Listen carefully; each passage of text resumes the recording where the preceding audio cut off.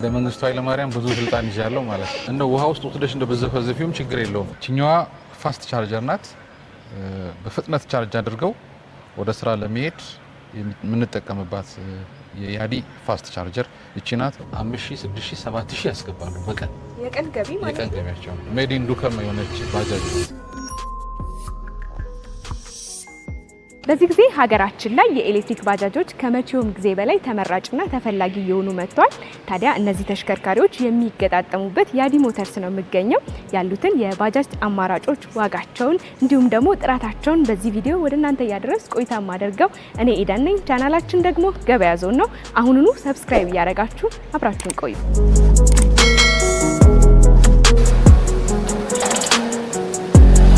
ሰላም፣ እንዴት ናችሁ? ጤና ይስጥልን። እንኳን በደህና መጣሽ። እንኳን ደህና ቆየኸኝ። ዛሬ እንግዲህ ወደ እናንተ ጎራ ያልኩበት ምክንያት እናንተ ጋር ያሉትን ኤሌክትሪክ ተሽከርካሪዎች ዋጋቸውን፣ አይነታቸውን ለተመልካቾቼ ለማድረስ ነው። ቅድሚያ ግን እንተዋወቅና ድርጅታችንና አንተን በተወሰነ አስተዋውቀን። እሺ፣ ስሜ ዳግም ተስፋ ይባላል። የያዲ ኤሌክትሪክ ሞተር ቬሂክልስ ማኒፋክቸሪንግ ምክትል ማናጀር ነኝ፣ ሴልስ ማናጀር ነኝ፣ ፕሮሞሽን ማናጀር ነኝ እና ጠቅላላ አድርጌ እንደ መንግስቱ ኃይለማርያም ብዙ ስልጣን ይዣለሁ ማለት ነው። መልካም። እሺ፣ እንግዲህ ወደ ያዲ ሞተርስ ሲመጡ ተመልካቾች ምን ምን አይነት የባጃጅ አይነቶችን ማግኘት ይችላሉ? ያዲ ኤሌክትሪክ ሞተር ቬሂክልስ በአሁኑ ሰዓት 4 አይነት ምርቶች አላት። ቁጥር 1 ሞዴል 1 የምንላት ባለሸራዋ ናት።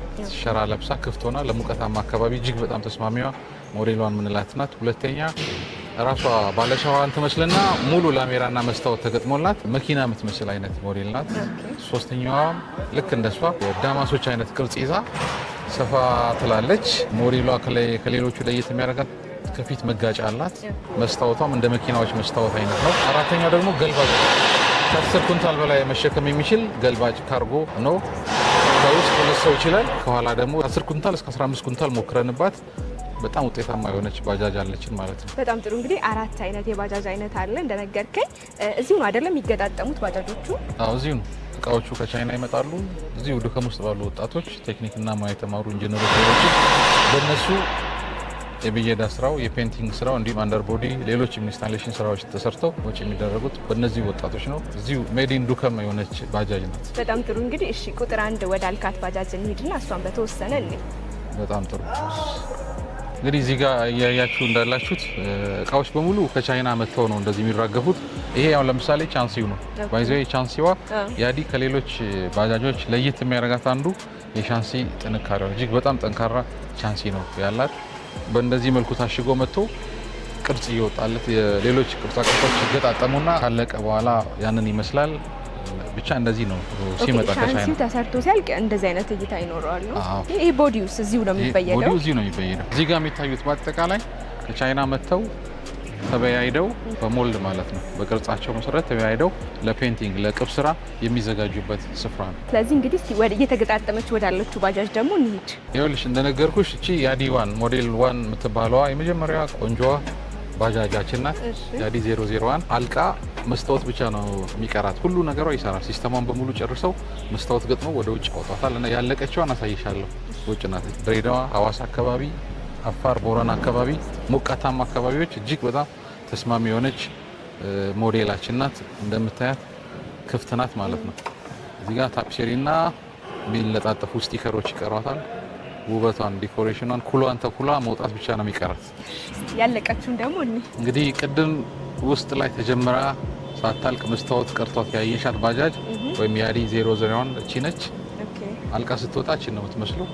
ያዲ 001 በሙሉ ካፓሲቲዋ ወይንም በፉል ቻርጅ 200 ኪሎ ሜትር የምትሄድ ናት። ሜዳ ላይ ከሆነ እስከ 220 ኪሎ ሜትር፣ ሐዋሳ አካባቢ እንዲሁ እዚህ ዱከም ቢሾፍቱ የሚሰሩ ባጃጆቻችን እስከ 220 ኪሎ ሜትር እንደሚሰሩ የከስተመር ፊድባክ ነው። የፋክተሪው ሳይሆን የከስተመር አንዳንዴ ከከስተመር የምታገኙ ፊድባክ ታማኝነት አለው። ባትሪያ ሊቲየም አይረን ፎስፌት ይሄን ይመስላል። ለሁሉም ተመሳሳይ ባትሪ ነው የሚገጠመው። ሊቲየም አይረን ፎስፌት ነው። 60 ቮልት በ184 አምፔር ናቸው። ስለዚህ ምናልባት አሁን መጪው ጊዜ ክረምት ነውና ባትሪውና ዝናብ የመገናኘት እድል አይኖረውም ማለት ነው። ቢገናኝም ችግር የለውም። ባትሪው ሲልድ ነው።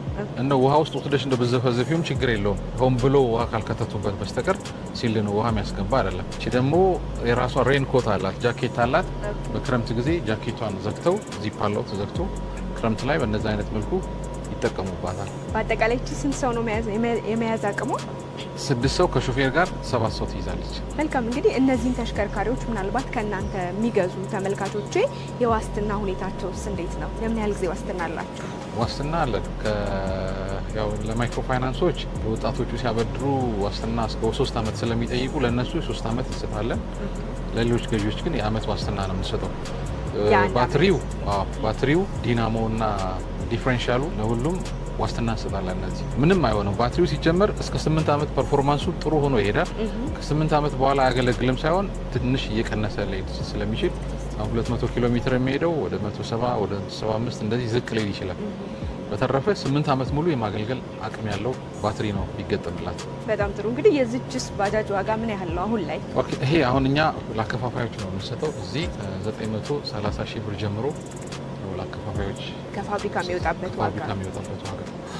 ከዛ በኋላ ኤጀንቶች ናቸው ለተደራሽ ለካስተመሮች የሚያከፋፍሉት። እኛ በችርቻሮ የመሸጥ መብት ስለሌለን ለአከፋፋዮች ነው የምንሰጠው። ስለዚህ ይህንን ዋጋ ይዘው ከስተመሮች ከኛ ጋር እንዳይጋጩ እንዳይጣሉ፣ ምክንያቱም ለኤጀንቶች ነው የሚሰጠው። ኤጀንት ነው የሚያከፋፍለው ማለት ነው። ስለዚህ ይሄ ከፋብሪካ የሚወጣበት ዋጋ ነው።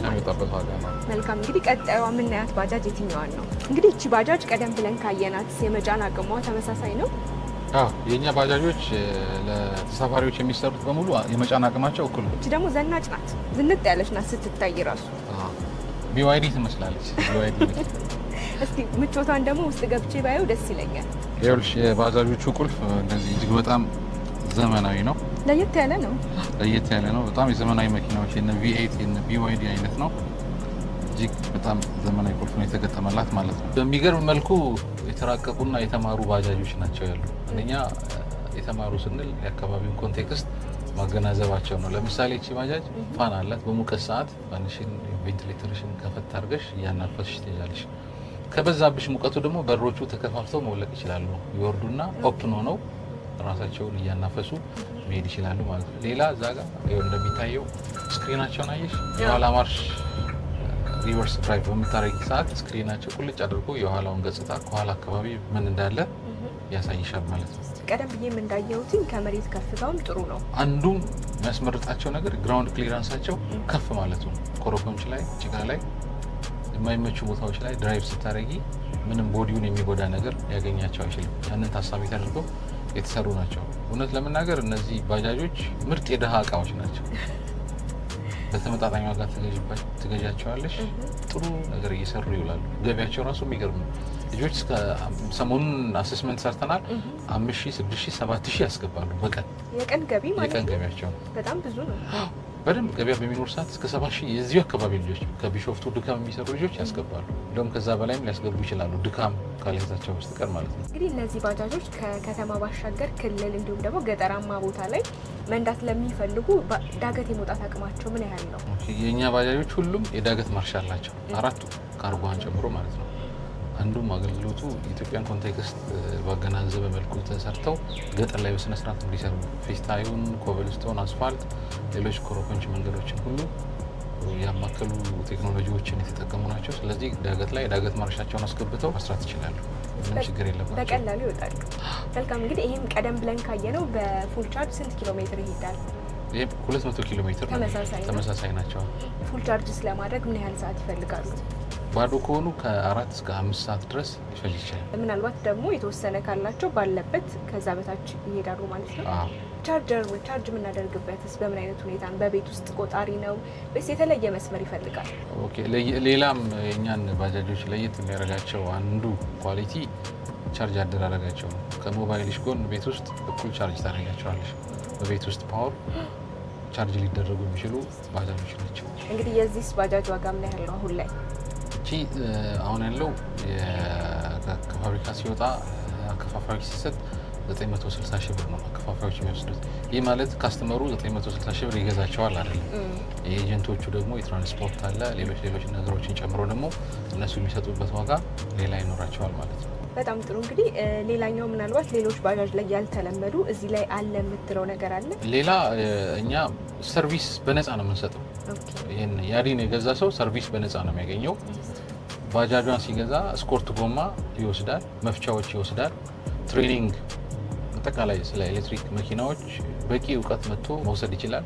ተወሰኑ ቀናትን ከፈለገም ሳምንታትን ቁጭ ብሎ አብሮ እየሰራ ትሬኒንግ ወስዶ ሙያ ራሱ አዳብሮ መሄድ ይችላል። ሶስተኛው የአዲ ምርታችን የአዲ ሞዴል 3 የሚባለው ሞዴሉ ከዚህ ትንሽ በሞዴል ሰፋ ይላል። ሰፋ ማለት ባህሪ ያለው እሱ እንደዚህ ለህፃናት ትራንስፖርት ትምህርት ቤት ለማድረሻ ብዙ ጊዜ ይመጡታል ሾፌሮች። ሰፋ ስለሚል ብዙ ህጻናትን ለመያዝ ይችላል። እቺ ሞዴል 3 ወይም ሙሉ በሙሉ መኪና የምትመስል 4 ጎማ የላትም እንጂ ኮምፕሊትሊ መኪና ነው የምትመስለው። እሷ ዋጋዋ ከፋብሪካ የምትወጣበት ዋጋ 1 ሚሊዮን ናት በአሁኑ ሰዓት። ምናልባት እነዚህ ተሽከርካሪዎች ብልሽት ቢያጋጥማቸው ስፔር ፓርት በበቂ ሁኔታ ይገኛል ከፋብሪካው ነው ወይስ ከተሞች ላይ ይገኛል?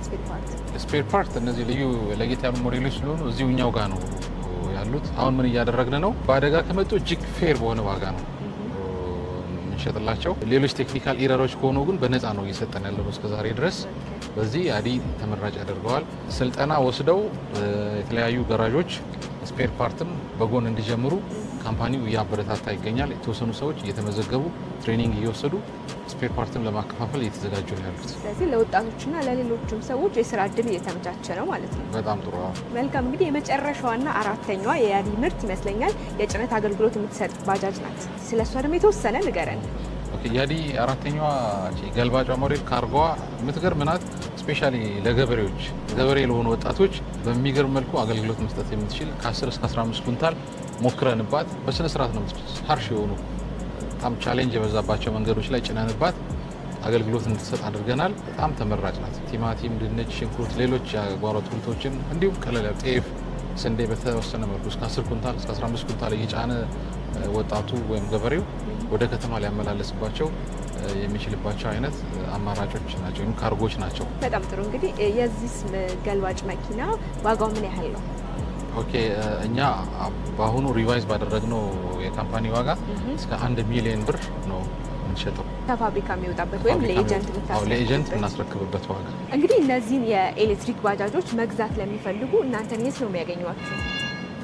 በዋናነት አድራሻችን እንግዲህ እናንተ በመጣችሁበት እዚህ ፋብሪካችን ዱከም በቢሾፍቱ ከተማ አስተዳደር ዱከም ክፍለ ከተማ ላይ ነው ያለነው። ቅዱስ ሚካኤል ቤተክርስቲያን ጀርባ ወይም ጄአር ፊውል ስቴሽን ፊት ለፊት ባለው መንገድ ገብተው መሰረት ዱቄት ፋብሪካ ግቢ ውስጥ ነው ያለነው። አዲስ አበባ ላይ ኤጀንት አለን፣ መቀሌ ላይ ኤጀንት አለን፣ ሻሸመኔ ሐዋሳ ላይ ኤጀንት አለን፣ ዲላ ላይ ኤጀንት አለን፣ ባህር ዳር ደብረ ማርቆስ ላይ ኤጀንት አለን። ሌሎች አካባቢዎችም እነ ጅማ፣ ድሬዳዋ እንዲሁም ሌሎች የትግራይ ከተሞች ላይ በቅርብ የተለያዩ ኤጀንቶች እንደሚኖሩን ተስፋ እናደርጋለን። ብዙ ሰዎች መጥተው ኤጀንት ለመሆን እየተመዘገቡ ዶክሜንቶቻቸውን እያቀረቡ ይገኛሉ። ስለዚህ በሰፊ አማራጭ ኢትዮጵያ ውስጥ በሰፊው ያገኙናል ማለት ነው። በጣም ጥሩ። እንግዲህ እኔም ስልካችሁን ከስክሪኑ በታች አስቀምጣለሁ። እነዚህን ባጃጆች መግዛት ለሚፈልጉ ወደ እናንተ እንዲደውሉ መጥተውም እንዲያዩዋችሁ መልእክቴ ነው። ስለነበረን ቆይታ ከልብ ነው አመሰግናለሁ። እኛም መተሽ ለጎብኘሽን እጅግ በጣም እናመሰግናለን። እግዚአብሔር ይባርክሽ።